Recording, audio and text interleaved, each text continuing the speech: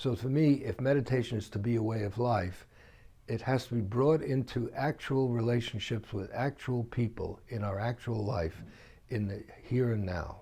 My husband has had cardiac surgery at Mass General, and I've been there with him.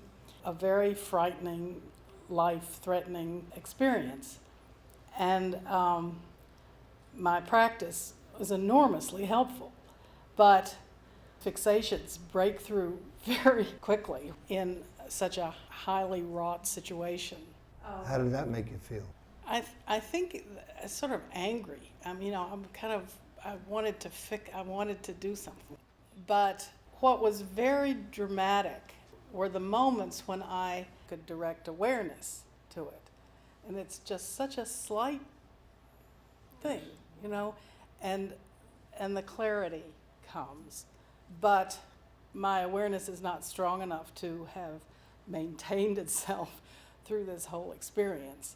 That implies that awareness should somehow take care of everything, and that you should never have any problems because your husband has had cardiac arrest. And that if I really had a strong practice, I would just be sitting there aware and at peace. And that isn't the way human life is. The main value is not what I say, or even what the Buddha says. It's to get the person to look at themselves. I'll tell you where I learned a big lesson.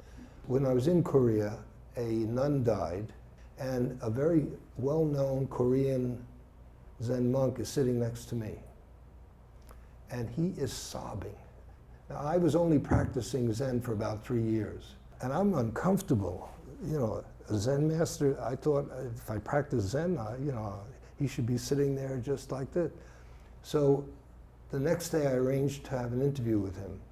And I went up and I told him, you were sobbing, openly sobbing. I was saying, is that okay? And I questioned him along these lines, and he just roared with laughter.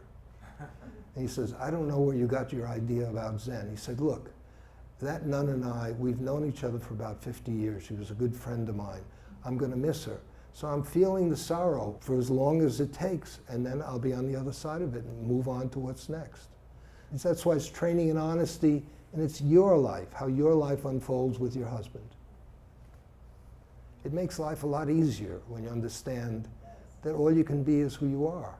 And we're learning how to relate to that in a way that may be more helpful than the way we've been brought up.